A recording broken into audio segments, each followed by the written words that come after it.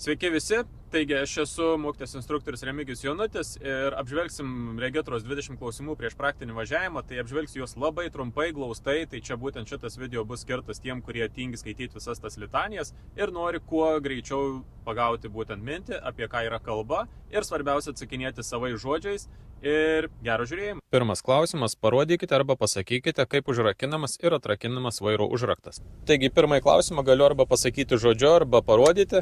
Tai norint užrakinti vairo užraktą, ištraukiu raktelį į spynelę, suku vairą, užsirakinu, noriu atrakinti, įstatau raktelį, užvedu automobilį, jeigu užvesti neina, tuomet judinu vairą ir tuomet užsives. Jeigu yra berakti užrakinimo sistema, tai paprasčiausiai užgesinus automobilį, arba lipant lauk užsirakins vairas automatiškai, arba nuėjus po kurio laiko užsirakins. Norint atrakinti, tiesiog paprasčiausiai paspaudžiu užvedimo mygtuką ir atsirakinu pats automatiškai. Antras klausimas, pasakykite, kaip tikrinsite, ar alyvos lygis variklį yra pakankamas. Paprasčiausiai variklis turi nedirbti, yra po priekiniu varikliu gaubtu ryškiaspalvė matuoklė, kurią ištraukus, nusivalius ir vėl įstačius atgal ir ištraukus matysim variklinės alyvos lygį. Tai turi būti tarp minimum maksimum žymų. Naujesni automobiliai turi ir automatinę sekimo sistemą, tai tiesiog per meniu susiradus alyvos lygį mes matysim automatiškai ir nereiks ten patiems eiti ir ieškoti. Trečias klausimas, parodykite arba pasakykite, kaip tikrinsite, ar veikia vairo stiprintuvas. Taigi čia galiu parodyti arba pasakyti, tai vairo stiprintuvas veikia, jeigu vairas sukasi labai lengvai, jeigu vairas sukasi sunkiai, vairo stiprintuvas neveikia arba jo tiesiog nėra.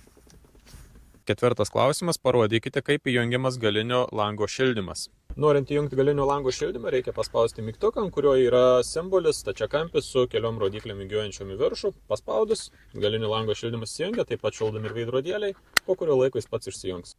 Penktas klausimas, pasakykite, kaip tikrinsite, ar aušinimo skysčio lygis yra pakankamas.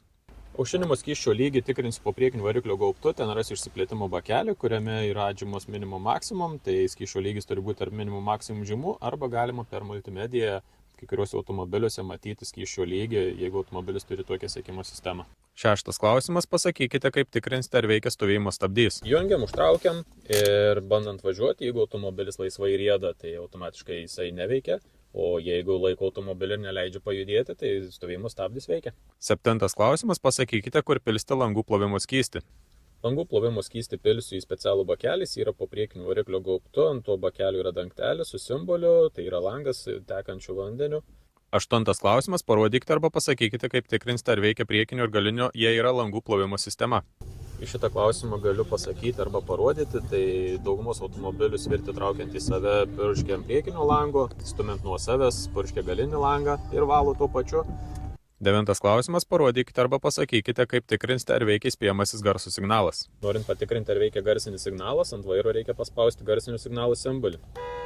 Dešimtas klausimas, pasakykite, kaip nustatysite, ar nėra gedimo stabdžių antiblokavimo sistemoje ABS. Įjungsiu degimą, užsidegs kontrolinės lemputės, po kelių sekundžių ABS kontrolinė lemputė turi užgesti.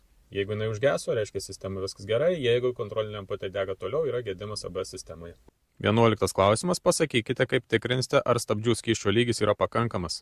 Po priekinio variklio gaubtu stabdžių pedalų horizontaliai viršų yra bakelis, ant to bakelio yra atžymos minimum maksimum, stabdžių skysčio lygis turėtų būti tarp tų žymų. Jeigu bakelio nėra, tai turėsim kontrolinę lemputę, kuri praneša apie stabdžių skysčio lygio trūkumą. 12 klausimas, pasakykite, kaip tikrinsite, ar veikia posūkių signalai. Norėdamas patikrinti, ar veikia posūkiai, tai tiesiog įsijungsiu vieną ar kitą posūkį ir skydelį matysiu kontrolinę lemputę, kuri ritmiškai mirksi. Jeigu kažkas negerai, tai galima išlipti, tiesiog pažiūrėti, ar tie posūkiai tos pusės veikia visi. 13 klausimas, pasakykite, kaip tikrinsite, ar veikia stabdžių šviesos signalai. Reikia nuspausti stabdį ir gale matysim stop žibintus. Tai jeigu esam vieni, galima prie sienos uždėti kažkokį daiktą, jeigu esam keliese, galima tiesiog paprašyti, kad kažkas pažiūrėtų arba paspaudinėtų stabdžio pedalą ir matysim, ar tie žibintai veikia. 14 klausimas, pasakykite, kaip tikrinsite, ar veikia darbinis stabdys. Kad darbinis stabdis tinkamai veikia, tai jis spaudžiant, jis neturi nusileisti daugiau kaip pusę savo eigos. Jeigu leidžiasi iki dugno, reiškia, jis yra netvarkingas. 15 klausimas, pasakykite, kaip tikrinsite, ar veikia visi žibintai ir šviesos lygio reguliatorius, jeigu valdomas rankiniu būdu. Norint patikrinti visus žibintus, tai paprasčiausiai juos reikia įsijungti, tai artimusios, tolimusios, rūko žibintai, gabaritai ir taip toliau. Tai paprasčiausiai matysim kontrolinę lemputę skydelį, o kurių lempučių nėra, tai tiesiog galima išlipti apžiūrėti, ar to šviesos įjungtos veikia. Na, o šviesos lygio reguliatorius paprasčiausiai kuo didesnį skaičių sukam su ratuku, tuo žemiau mūsų šviesos turi nusileisti. Gražinant atgal į nulį, šviesos turi grįžti atgal į pradinę padėtį. Ta matyti galim prisivažiavę prie kažkokios tai sienos ir matysim, ar šviesų judesys yra.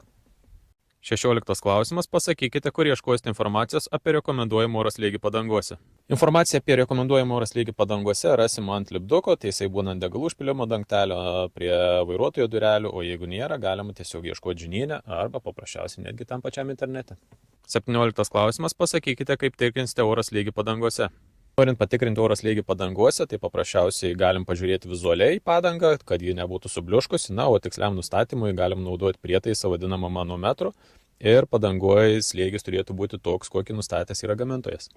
18 klausimas. Pasakykite, kaip tikrinsite, ar padangų protektoriaus rašto gylio pakanka, kad saugiai važiuotumėte. Padangos protektoriaus rašto gylį pirmiausia galiu įvertinti vizualiai. Jeigu kyla abejonių dėl rašto gylio, tai galiu naudoti specialų matuoklį padangų raštui matuoti, galiu slankmetį naudoti, galiu liniuotę naudoti. Svarbiausia, kad vasarinių padangų rašto gylis būtų ne mažesnis kaip 1,6 mm, o žieminių ne mažesnis kaip 3 mm. 19 klausimas. Pasakykite, kaip tikrinsite, ar bendra padangų būklė tinkama saugiai važiuoti. Bendra padangų būklė vertinama tai, kad reikėtų atkreipti dėmesį į rašto gylį, jis turėtų atitikti nustatytus reikalavimus, toliau pati padanga turėtų aišku būti nesubliuškusi, be jokių gumbų, be įtrūkimų, be atplaišų ir reikėtų atkreipti dėmesį į pagaminimo metus, nes kuo senesnė padanga, tuo mažiau jinai turi gerųjų savybių, reiškia, jinai gali ir sprogti, bus labai suskirdusi, tai paprasčiausiai reikėtų įvertinti visus šitos dalykus, kad galėčiau saugiai ją naudoti. 20 klausimas. Pasakykite, kaip tikrinsite, ar veikia avarinės šviesos signalizacija. Įjungus avarinę šviesos signalizaciją, skydelį matysiu mirksinčius abudu kartu posūkius ir iš lauko vizualiai galiu apžiūrėti, kad mirksėtų visi posūkiai kartu. Taigi, apžvelgiam visus 20 klausimų. Kaip matot, ilgai neužtrukom, stengiausi kuo trumpiau ir aiškiau. Taigi, sėkmės egzaminuose.